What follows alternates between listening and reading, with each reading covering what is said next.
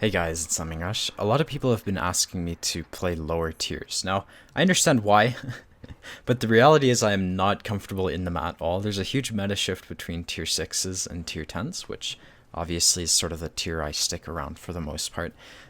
So what I did, given that it was a brand new patch, and typically during patches, everyone plays their clickers and everyone loses their brains, I just went down to low tiers and I started to play the Type 58. So this game by no means is perfect. I made a ton of mistakes, but hopefully it should be interesting. So the mindset that I'm coming into this game with is one of, I'm just assuming it's going to be like a tier 10 game, because really I had no clue. So what I'm doing is I'm going to the middle. Now, in tier 10s, the way Himmelsdorf works is that everyone will play the hill. And the reason they do that is because hill wins the game in quotations. And what that results in is a massive 8v8 fight on the hill that takes 5 or 10 minutes to win. And then by that time, anyone who actually plays anywhere else can just sort of push through and get on cap or something. So that's my experience with this map. I mean, I can upload tons of replays backing up that experience, but in low tiers, that doesn't seem to be the case, or at least in this game. So what you can see has happened is we've sent, I don't know, 5 tanks tank alley, including a light tank, I guess, and that's going to be really problematic because a lot of the times it's super easy just to drive through tank alley and you can just push through. But in this case, there's going to be the major fight that happens on the hill is going to happen right here, and as a result, the team who wins the hill is going to be able to get behind the other team first. So in this case, you can see we've got 1 tank on the hill. We're going to lose the hill, and that's going to allow them to take control of the hill, make my position vulnerable, and then they're going to push into our base. So that's what's going to happen. At the time, I'm not aware of that. You can see I'm just sort of trading shots, not fully used to this vehicle yet. I mean, I still have trouble with it, but we're just trying to get used to this tank and sort of play to what has been given to us. So you can see what's happening here is they've pushed into the tank alley. I see there's a T-29 in my favorite location to get help down on when I push tank alley in a medium tank. You can see, I know which position he's in right now, and I'm not expecting to be able to challenge him. So what I'm going to do is I'm going to poke. I'm going to try to get a shot. I made a bit of an error there. I should have checked to see who was looking first, and luckily it didn't cost me too much. So I learned my lesson, took a hit. We're not going to poke on 4 tanks anymore. And at this point in time, I'm sort of realizing that, oh shit, they have the hill, which we're 2 minutes in, which never happens in tier 10 games. So this is going to catch me off guard a bit. I can see there's a Tiger 131 pushing up. I'm going to deal with that Tiger 131, but I'm also aware that they have the hills. So from this perspective, I want to kill the Tiger 131, and then from there I can go and shoot at the hill. You can see people from the hill are already shooting at me. So at this point in time, I was sort of unsure of what to do, but I am sort of looking for shots on people.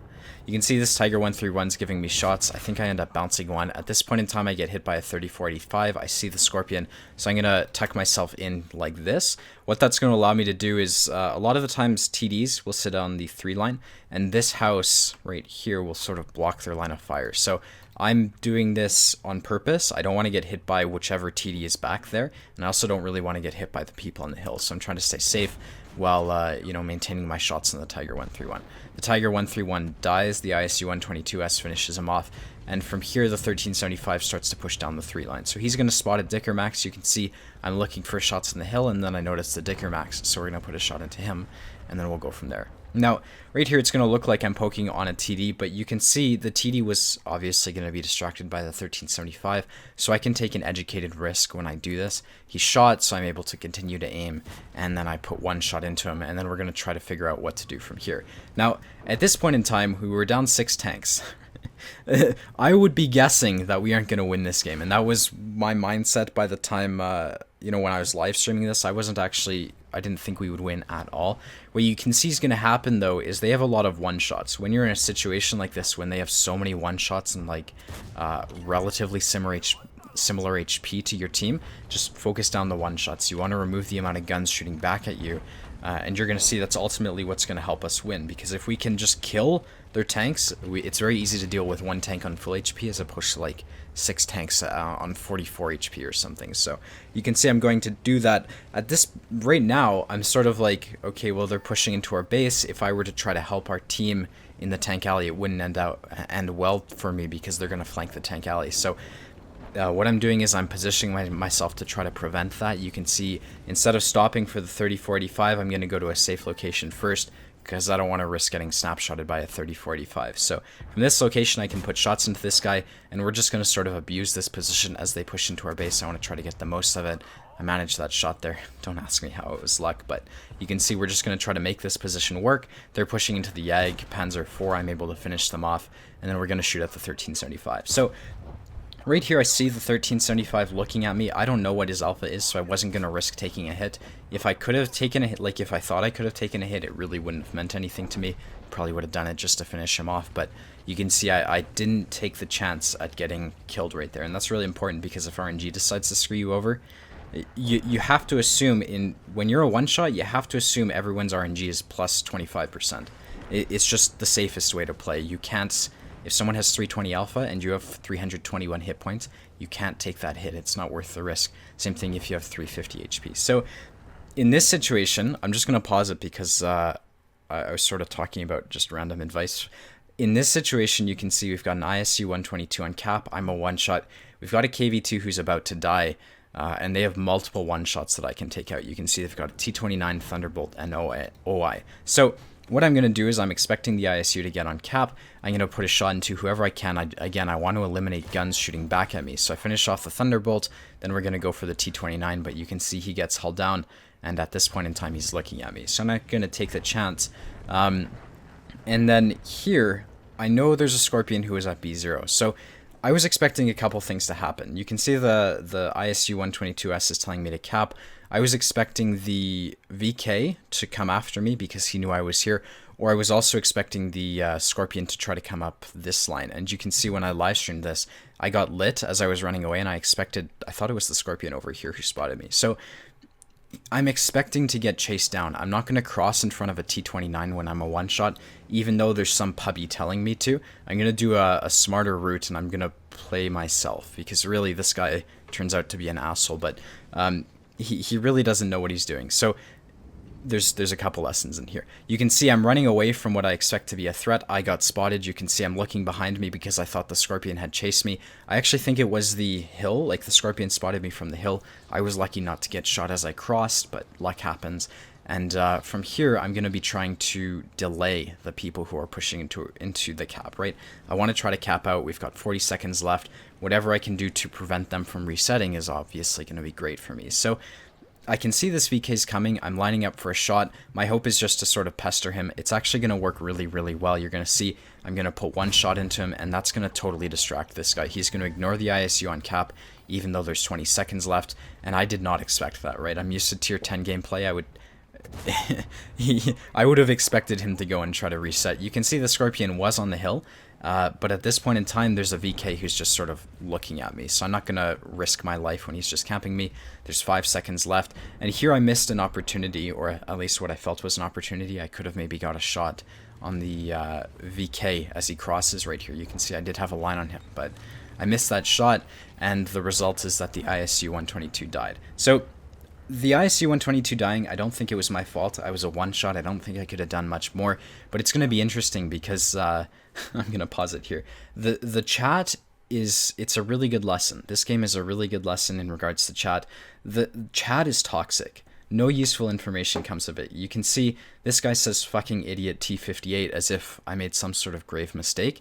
And really, he's just being an asshole. So what you can see happening here is I'm expecting the VK to chase me, so I put a shot into him. I was hoping to actually do damage to him, but I didn't. And I'm going to take this opportunity to try to distance myself, because obviously when I'm a one-shot for him and he's like a 3-shot for me, I want to change the circumstances to try to allow me to, put 3 shots into him and not die. So from here, what I'm doing is I'm planning to run to C3 from there. I don't really know where I want to go. I'm thinking the hill might be useful because a lot of the times in 1v1 situations, the hill is actually pretty decent.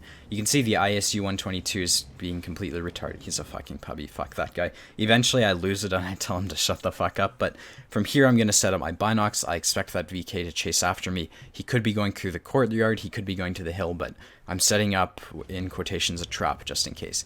You can see the second I remove my binocs, the VK gets lit. I was too impatient there, and he's just staying hulled down. So I'm not going to poke on someone who's looking at me. This is something, or okay, I guess I did poke on someone who was looking on me. That was a bad poke. I should not have done that at all. You can see the VK starts to move. I'm going to look for a shot at him.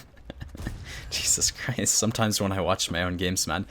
From here, I'm looking for shots on the VK. You can see I have somewhat easy shots between these, I don't know, strut thingies. And I'm looking for shots in his commander's hatch because that's something I can reliably pen.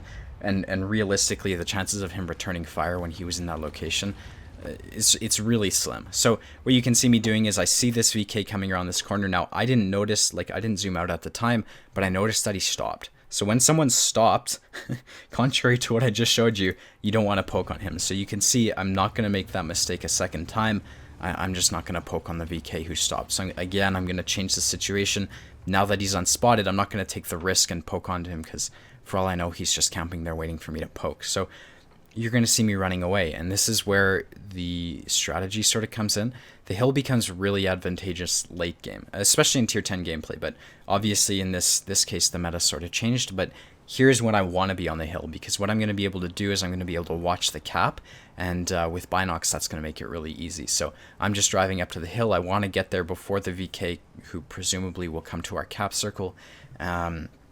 And I just want to spot him first. If I can get a free shot into the VK as he follows me, because he's been chasing me pretty much all game, I'm going to try to do that. So you're going to see from here, I just picked some sort of random location that I think is safe. There's nothing great about it. What this position does allow me to do, though, is it lets me look down this lane. And obviously, if he wants to cap, he has to cross somewhere here. So I'm looking at a choke point. I wasn't prepared. I missed an easy shot, and this guy's still a two-shot. But obviously, he's going to be in a great position on the cap circle. So he's going up to the building. I'm going to look for an opportunity to shoot at him. And from here, he really doesn't know where I am. So that's an advantage that I have at this point in time. So I'm faced with this situation. Obviously, I've got a time limit. I've got 1 minute and 20 seconds. And I have to make some sort of decision to try to reset the cap. Now, this guy's a two-shot. So all I need is one reset, and then I can change the position. What a lot of people would do is they would come up to one of these sides and just try to shoot the VK. But the VK, I mean, if people see an easy kill, they will chase that easy kill. So I don't want to risk coming up to this corner or the corner on the, like, from this perspective. I don't want to risk getting chased down while I'm reloading. So what I'm going to do is I'm going to go all the way around the map just to make sure he really doesn't know where I am. And then from there, we're going to put an easy shot into him. So you can see we're just driving. I have the time. Obviously, like I said, there is a time limit, but I have a time. I have time, and I'm going to come from the farthest flank possible. And I mean, this is sort of an obvious play. I think if I was in a tier 10 game, I would have done it differently. But because it's low tier, I was able to come to the, you know, from his perspective, the least likely flank. So you can see I'm going to do that. And from here, we're just going to sort of poke relatively carefully. I'm going to do it quickly because I don't want to give him a chance to react in case he does suspect me. You're going to see I do it relatively quickly. I notice he isn't looking at me, and that allows me to fully aim my shot, put it into the side of his turret, and now he's a one-shot. So this is something interesting that's going to happen, and I'm going to talk about it because it backs up what I said about the guy chasing you down. I put a shot into him. He's a one-shot. It is not logical at all for him to chase me down, but you're going to see I'm watching him, and he's going to cross like so. So what I'm going to do is I'm watching him, and then I make the decision, I see what he's doing, and then I try to put a shot into him. And then at this point in time, he would be hull down. If he wanted to shoot through those windows, he would be at the advantage. So I'm running away. I'm watching my map, even though, you know, I'm not really looking at him. And I see he was following me. So again, I sort of noticed this pattern from this player, and I'm just going to camp this corner. He comes flying around the corner, and I'm able to finish him off. And so that's the result. I mean, this is this is my perspective. Let's go take a look at the end plates, and then we'll go from there. Okay, so for this replay, you can see it was a mastery badge. I got the defender medal, and that's pretty much it. In the end, I finished second on the team for damage. You can see the tier 7, or I came third actually. The KV2 and the ISU ended up doing a superb job. I ended up getting 4 kills. I came top on the team for XP because I was pretty much bottom tier. But I mean, that's the result. I ended up getting 1203 base experience, and that's going to give you a mastery. So obviously I lost credits, I was running food and things like that. But I think this replay is relevant because I've always said the hill doesn't win the game, but you really have to. I didn't, like, at the time I didn't play low tiers, so I didn't realize that pubbies, you know, just played the tank alley still in low tiers. again, what will happen in high tiers, the hill becomes useless because when you have 8 tanks fighting against each other, it takes a significant amount of time for them to kill each other. So this becomes a choke point, and I'm going to show an E5 later replay where I just waltz up the tank alley and get onto their cap. But in this game, it didn't happen. So the way I dealt with them winning the hill was I got out of this line, because it's very easy to just make the hill ineffective by leaving this position. I mean, it's not like the hill can affect the tank alley. I got out of here, and then I went to suppress them because I didn't really want them to get behind my teammates. So in this case, because of my HP situation, I didn't try to push the tank alley. Sometimes I will try to do that, and I'll try to do it before the enemy gets behind my team so we can kill the people in tank alley and then turn around. But in this case, I just went to here and then farmed them as they drove down this road. That was really easy, and it ended up working out. From there, I mean, really, it was just sort of playing intelligently. I know there was that like, the thing is, endgame play and mid to endgame play is generally, I mean, I guess this decision was mid-game.